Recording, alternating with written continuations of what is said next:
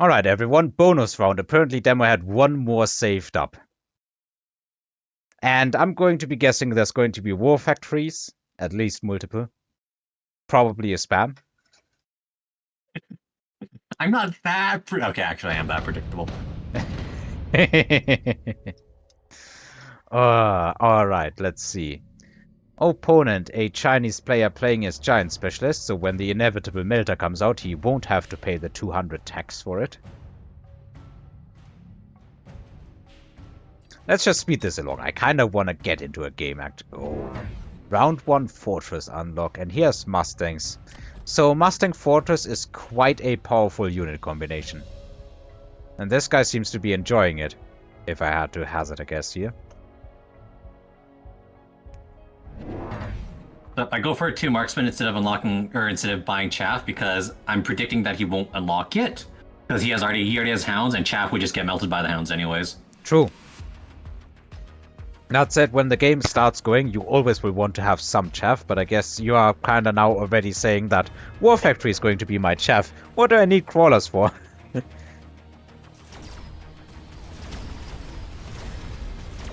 As good as a lot of things are here, I think the sledgehammers are just going to be enduring everything. And splashing all the other units.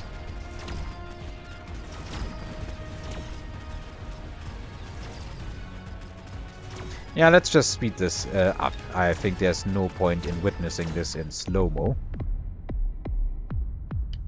Takes the opponent down a bit below our own health. Well, we get gifted a bit of fang power here. But also Farseer is a hard pass up. I assume you have Photon on Farseers. Yes, you do. Right at the top. Nope, I went for the Arc Light for Chaff clear. Well, and the moment that happens, the opponent is dropping the first of, presumably, a whole lot of fortresses.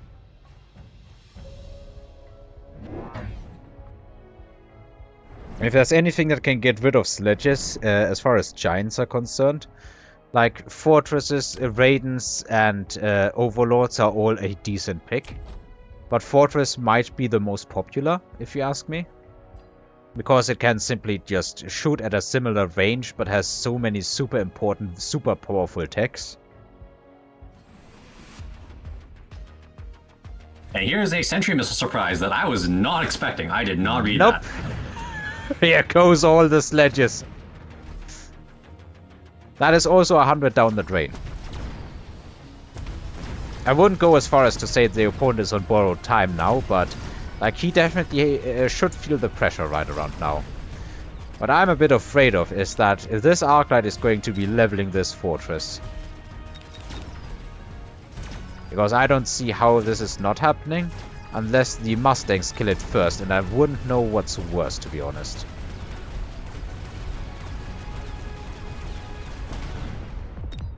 Okay, it doesn't level the fortress. Here is improved sandworm. Your opponent takes it. Oh, we're defending against this with a bit much investment, don't you think so as well? Yep, I'll admit, not my proudest moment, I was scared of the sentry missile coming in again. Well, if you just have a bit of chaff, that becomes a non-issue. But it seems your opponent is really wanting to make your investment worth it. So if all these shields and sentry missiles go down, the investment on both sides as far as consumables that have dissipated go is the same then. I'm gonna pick up a Wraith because I noticed that he does have Mustangs, they're still weak at around level 1. Oh yeah, Mustangs kinda need level 2 and attack to really become useful in the game. Once and they the Wraith do, has they're splash really to good. handle. Yeah. The Wraith should have also splash to handle most swarmed up groups. Yeah. Especially if the Mustangs just run in front of the fortress. This is going to be a bad one here.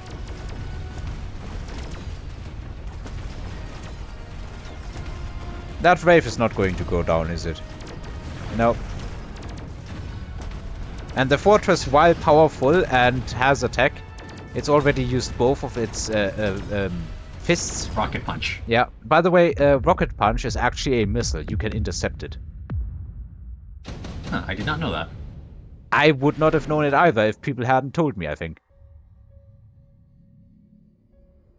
Oh, improved Phoenix. This used to be ultra broken. I think it had plus 50% damage and plus 250% HP. Now the damage is down to plus 20%, but it used to be like the oof, this is gonna be rough button. If the opponent had it and you didn't. He's selling out of the Mustangs? Yep. Hey, remember that improved sandworm? Yeah. There it is. Well, I'm gonna be perfectly honest. I did not see that one coming. You know what? Neither did I. I'm really kinda impressed by it. Also, you have redone that shield, did it not go down last round? I'm pretty sure it went down last round, right? It did. Yeah, I it must redid have. the shields. That's why I personally like to just have some chaff there, even if the opponent kills it, it just wards off those missiles. Though honestly, given the state of the opponent's board, you might as well just not do any of that. And he undid whatever the Mustang. He undid the undo. He undid the sail. Is there a word for this in English? I am very sure there is, but I don't know it. I'll have to think on that. I know there is a word. Like, I'm 95% positive there is a word for that. Anyways, you can see me here. I do make one critical mistake. Yeah.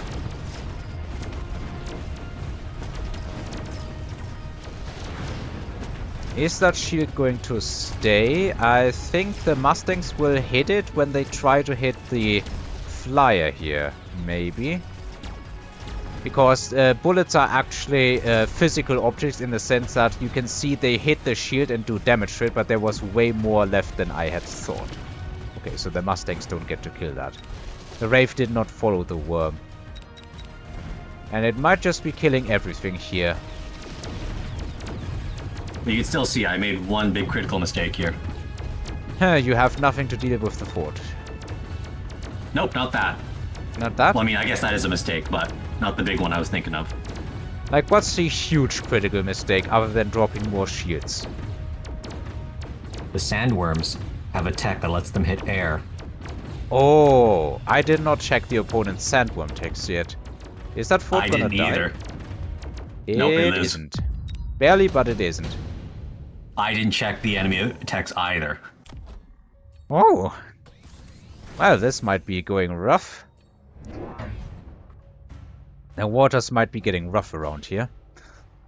We do need some damage, and fortresses and war factories are some of the premier counters if you want to get rid of worms. They have the health to endure. Well, here's the tech on the Wraiths that is going to do absolutely nothing into these worms. Yep, so that's what my mistake was. I thought he was weak to air, but he invested into anti-air measures here.